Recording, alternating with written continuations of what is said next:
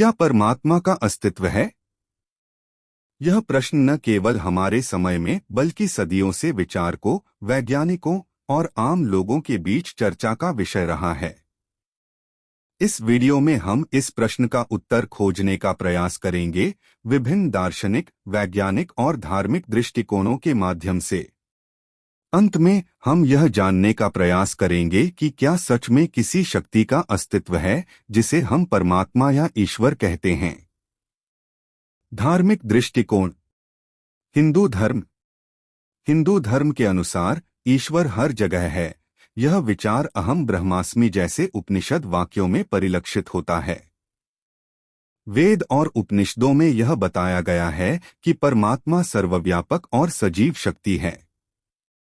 उदाहरण, भगवद गीता में श्री कृष्ण ने कहा है, मैं हर जगह हूँ, हर वस्तु में हूँ।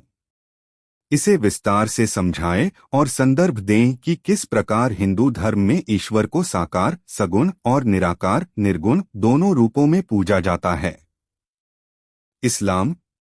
इस्लाम में अल्लाह को एक सर्वोच्च शक्ति के रूप में माना गया है जो हर चीज पर नियंत्रण रखता है। कुरान में अल्लाह को सर्वशक्तिमान और सर्वव्यापी बताया गया है। कुरान की आयतें साझा करें, जैसे कि अल्लाह सब कुछ देखता और जानता है। इसे विस्तार से समझाएं और बताएं कि इस्लाम का एकेश्वरवादी दृष्टिकोण किस प्रकार ईश्वर के अस्तित्व को स्पष्ट करता है। ईसाई धर्म। ईसाई धर्म में परमात्मा को गॉड के रूप में माना गया है जो प्रेम और करुणा का प्रतीक है। बाइबल के अनुसार गॉड ने इस सृष्टि की रचना की और हमें जीवन दिया। उदाहरण, बाइबल का उद्धरण, ईश्वर प्रेम है और जो प्रेम में रहता है वह ईश्वर में रहता है। समझाएं कि कैसे ईसाई धर्म में परमात्मा को एक संरक्षक और मार्गदर्शक के रूप में देखा जाता है। अध्याय 2, दार्शनिक दृष्टिकोण। सुकरात और प्लेटो।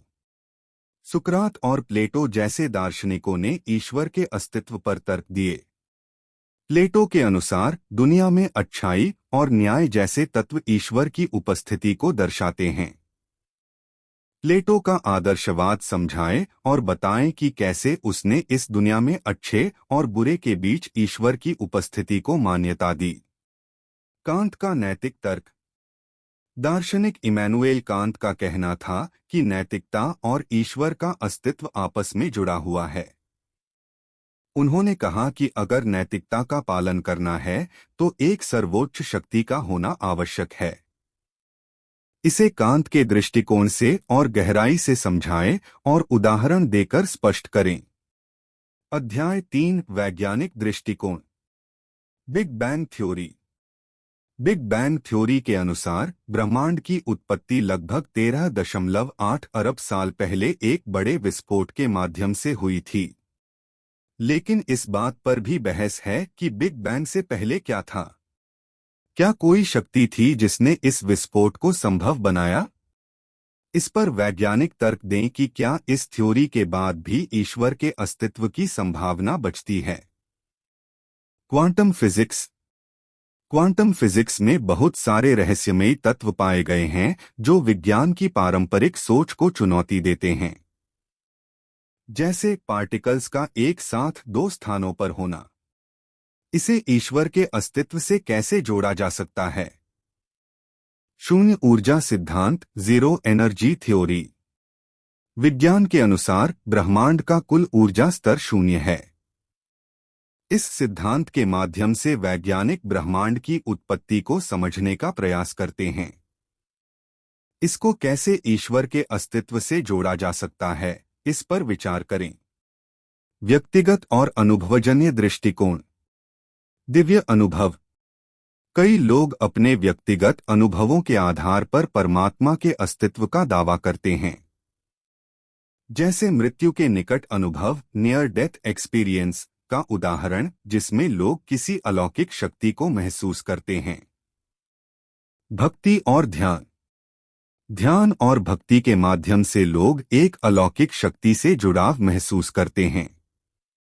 ऐसे अनुभवों को और समझाएं जो लोगों को परमात्मा के अस्तित्व का आभास देते हैं। अध्याय 5 निष्कर्ष और विचार। इस अध्याय में आप विभिन्न दृष्टिकोणों का सारांश प्रस्तुत कर सकते हैं और यह निष्कर्ष निकाल सकते हैं कि परमात्मा का अस्तित्व एक व्यक्तिगत और आस्था का विषय है। इस प्रश्न का कोई निश्चित उत्तर नहीं है, लेकिन यह जरूर है कि इस प्रश्न के माध्यम से हम अपने जीवन, अपने उद्देश्य और ब्रह्मांड की गहराई में झांक सकते हैं।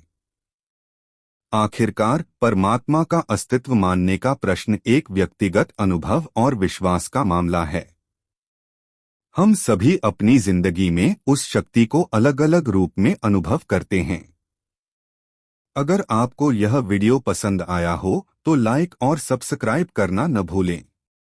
ऐसे ही ज्ञानवर्धक वीडियो के लिए जुड़े रहें हमारे दिव्य ज्ञान चैनल के साथ।